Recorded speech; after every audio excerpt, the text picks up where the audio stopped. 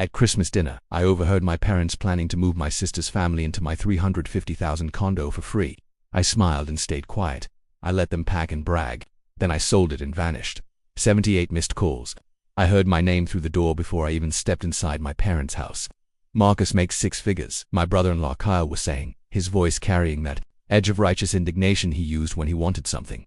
He doesn't need a 3-bedroom condo just for himself. It's wasteful, it's greedy.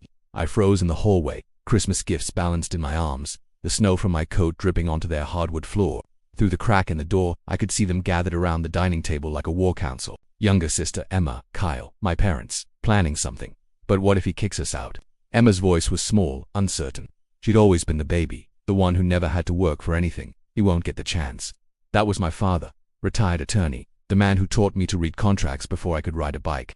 Once you're inside and get mail delivered there, you establish residency. Squatters' rights. He'll have to go through the formal eviction process that takes 4 to 6 months in this state. My mother laughed. That tinkling sound she made when she was pleased with herself. And he's going to New York for that audit project in January. Remember, 2 full months. We'll have the locks changed before he even knows what happened. My own parents plotting to steal my home, the condo. I'd saved 4 through 6 years of 70-hour work weeks, the place I'd bought with my first big bonus after exposing a $40 million embezzlement scheme at a pharmaceutical company. I'm a forensic accountant. I destroy fraudsters for a living, find the missing money, follow the paper trail, build cases so airtight that defense attorneys weep they forgot who taught me how to think. I took a breath, steadied my hands, then I walked in smiling. Merry Christmas, everyone. The room went silent. 4 guilty faces snapped toward me, then transformed within seconds into expressions of warmth and welcome. You'd be helping your sister, your nephews. I looked at Emma, saw the hope in her eyes, the expectation that, like always, I'd cave, that I'd sacrifice what I wanted because I was the older sibling, the successful one, the one who didn't need things as badly. Like when I was 16 and got into MIT, but they couldn't afford to send both of us to college, so I went to state school instead, because Emma wanted to go to that private liberal arts college to study art. She dropped out after 2 semesters. Like when I saved for my first car and lent Dad the money to fix his, and he never paid me back. Like every birthday, every holiday, every family gathering where I was expected to be grateful just to be included. Let me think about it, I said. I watched the disappointment flash across their faces before they masked it. That night in my hotel room, because I'd stopped staying at my parents' house years ago, I sat on the bed and stared at my phone. 78 text messages over the past 3 months. Mom, mostly, some from Emma. Your sister really needs help right now. Family takes care of family. You're being selfish. I'd been ignoring them, telling myself they'd eventually back off. Instead, they'd escalated to planning a hostile takeover of my home. I opened my laptop and pulled up the security camera footage from my condo. I'd installed cameras after my last girlfriend accused me of being paranoid about people taking advantage of me. She'd left when I wouldn't. Add her to my bank account after 3 months of dating. The paranoia had paid off. There, timestamped 3 days ago, was my father letting himself into my condo with a key he'd somehow acquired. Walking through my living room, testing light switches, opening closets, casing my home like a common thief. I watched him smile at the space, measuring it with his eyes, saw him take photos of the layout. Then he left, locking the door carefully behind him. They weren't planning to ask permission. They were planning an invasion. I sat there for 20 minutes, just breathing, feeling something cold, and calculating settle into place where anger should have been. Then I texted my mother, "You win. Emma can move in on the 28th. I'll leave keys under the mat." Her response came within 30 seconds. "The Lord works in mysterious ways. Son, I knew you'd see reason. You're doing the right thing. Emma's going to cry when I tell her you've made your sister so happy. We're so proud of you." I didn't respond. I was already searching for a number in my contacts. Sterling Jameson, real estate investor, former client. I'd saved him $12 million in a divorce settlement by finding his ex-wife's offshore accounts. He picked up on the second ring. "Marcus King. To what do I owe the pleasure?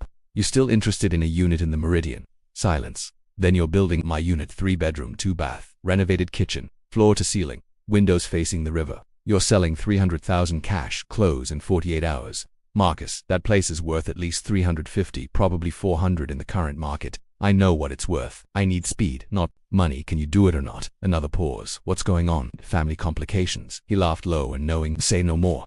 I'll have my attorney draw up the paperwork tonight. We can close on the 27th. Perfect." I hung up and opened a bottle of the cheap wine from the hotel minibar, poured myself a glass, raised it to the empty room. Merry Christmas to me. The next 48 hours moved like a chess match. I called Janet Reeves, my attorney, 30 years at Morrison & Hart, specializing in real estate law. She'd handled my purchase 2 years ago. "Janet, I need documents for a quick sale, 48-hour close. Marcus, honey, that's barely enough time for a title search. Sterling's buying. He knows the building is waiving inspection. He must really want it, or you must really need out. The latter. Family, you're perceptive. She sighed. I'll have everything ready by tomorrow morning. But, Marcus, whatever's happening, make sure you're not going to regret this. The only thing I'd regret is doing nothing. Next call. Rick Chen, property manager at the Meridian. Former police detective turned building security. We'd become friends over late-night conversations in the lobby. Rick, I need a favor. Name it. I'm selling my unit. Closing on the 27th. New owner takes possession the 28th. If anyone tries to enter my place, and I mean anyone, they're trespassing, even family, especially family, silence on the line. Then you need me to be there when they show up. I need you to handle it however you see fit. New owner's instructions. Legal authority. The works. Consider it done. I spent December 26th systematically removing everything that mattered from my condo. My grandmother's jewelry. The pearls she'd given me before she died, worth $15,000. The watch my mentor gave me when I made senior partner. My college diplomas. The first edition books I'd collected for a decade. The art I'd bought from a struggling student who'd later become famous, now worth $40,000. My electronics, my clothes, my files. Everything went into a storage unit I'd rented under an LLC name they'd never trace. Then I went shopping. Goodwill had a beautiful selection of furniture that looked expensive from a distance but fell apart on contact. A sofa with springs that poke through the cushions, a dining table with one leg, shorter than the others, plates with chips, silverware that was actually plastic. I replaced every nice thing in my condo with garbage, left my TV, the one that barely worked, the one I'd been meaning to donate for a year, left cheap sheets on the bed, scratchy towels in the bathroom, put expired food in the fridge, stocked the pantry with dented cans and stale crackers. Then I sat down at that wobbly table and wrote a note. Welcome home, sis. Make yourself comfortable. You've earned this. I left it on the kitchen counter next to a bottle of 3 wine. The closing happened at Morrison and Hart's offices. Mahogany and leather, the smell of old money and new contracts.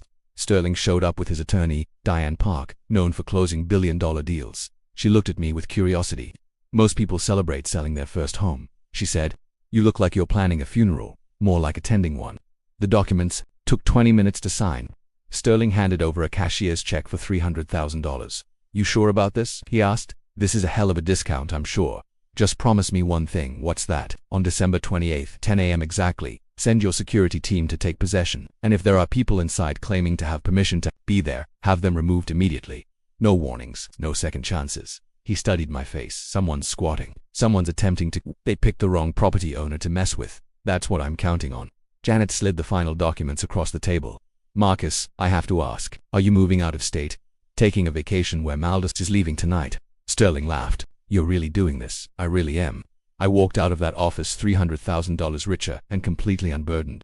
December 27th evening. I sat in a first-class airport lounge, sipping champagne I definitely couldn't have afforded before this week, watching the security camera feeds on my laptop. The text from my mother had come through at 4:00 p.m. Emma's so excited she's packing now. The boys can't wait to see their new home. You're an angel, Marcus.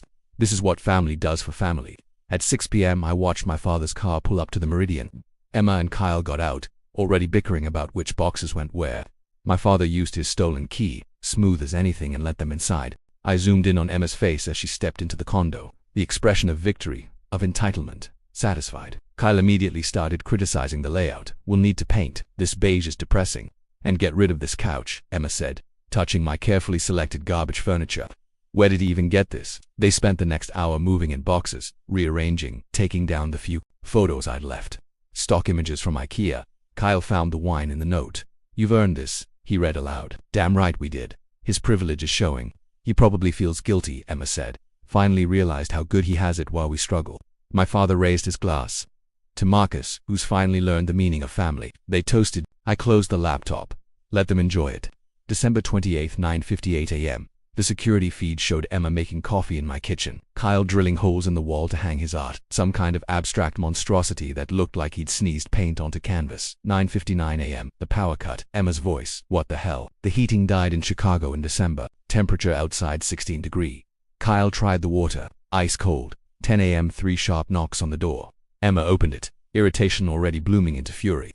Standing in the hallway, Rick Chen and 2 private security guards. Behind them, a man in a suit that cost more than Kyle made in a month. Good morning, the man said.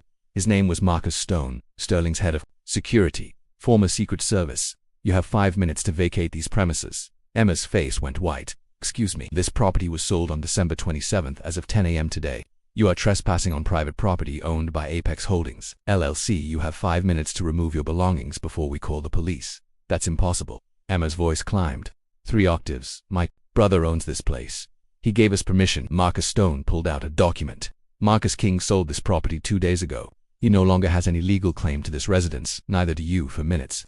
Kyle appeared behind Emma, chest puffed up in that way men do when they're about to lose an argument. We have rights. We have mail being delivered here. One piece of mail from an online shopping order doesn't establish residency, Rick said, deadpan. And even if it did, the property owner has video evidence of unlawful entry using a stolen key. 3 minutes. Emma pulled out her phone, fingers shaking. I watched her dial my number, the phone I'd turned off 6 hours ago. He's not answering, she said, voice breaking. Marcus isn't answering. 2 minutes, Stone said. I suggest you start packing. They called my parents. My mother arrived in under 10 minutes, screeching into the parking lot like she was in a car chase. She burst into the hallway, saw the security team, and launched into her best maternal outrage. Those are my grandchildren's belongings. You can't just throw them out on the street. Stone didn't blink. Ma'am, this is private property. You're welcome to help. Then pack. But if you're not out, and he checked his watch. 90 seconds. I'm calling the police for criminal trespassing. My father tried the lawyer approach. I'm an attorney. This is unlawful eviction. You can't actually, sir. This is lawful removal of trespassers from private property with no legal claim to occupancy. I'm an attorney too. Northwestern class of 8-minute bait. Scrambled. I watched Emma and Kyle drag boxes back out to their car. Watched my mother try to save Emma's new dishes, the ones she'd bought yesterday, with money she didn't have, thinking she'd be living rent-free. One of the security guards carried out the garbage sofa, literally threw it off the 3rd-floor balcony into the snow below. The TV, my terrible, barely functioning TV, face down in the slush. Neighbors came out, Mrs. Chen from 3 Billions, the Morrison couple from 3C, the college students from down the hall. They watched the whole thing. Some recorded it on their phones. One of the students called down from her balcony. That's what happens when you try to scam someone. The small crowd that had gathered actually laughed. My mother bent down in the snow trying to salvage Emma's things. The woman who'd raised me to always take the high road was on her hands and knees picking through slush and garbage. My father stood by the car, face purple with rage, screaming into his phone, probably at his lawyer friends, probably threatening to sue. Good luck suing someone who documented everything. Emma sat in the car crying. Kyle paced, punching the air, yelling about rights and justice and how they'd been wronged. The security team waited until every box was removed. Then Stone called a locksmith already on standby and had every lock changed. The whole process took 43 minutes. At 10:43 a.m. my phone showed 78 missed calls. Mom, 23 calls. Emma, 31 calls. Dad, 19 calls. Kyle, 5 calls. The voicemails were predictable. Marcus, what have you done? Call us back right now. How could you do this to your sister? We will never forgive you for this. You're dead to us. I blocked every number, every email address, every social media account. Then I ordered another glass of champagne and boarded my flight to the mall desk. 23 hours later I was standing on a beach, sand between my toes, 85 degree, the sound of waves drowning out everything else. My phone buzzed. A text from Sterling. Property secured. No damage except some amateur paint on one wall and unauthorized holes. Already fixed. Best $300K I ever spent. Thanks for the deal. I sent back a thumbs up. Another buzz. Rick Chen, your family tried to file a police report for theft. Officer laughed them out of the station. Thought you'd want to know. I smiled. Actually smiled. For the first time in weeks, they'd wanted my home. Wanted to take what I'd built through years of sacrifice and hard work. Wanted me to keep being the person who gave everything and asked for nothing. The person who existed to make their lives easier. I'd given them exactly what they deserved. Nothing, no, that wasn't quite right. I'd given them a front row seat to their own greed. Documented in 4K, witnessed by their community, preserved forever in building security footage and neighbors' cell phone videos. I'd given them exactly what they tried to take from me, except instead of a home, they got a lesson. And the best part, it was all perfectly legal. I spent 2 weeks in the Maldives diving, reading, sleeping 12 hours a night.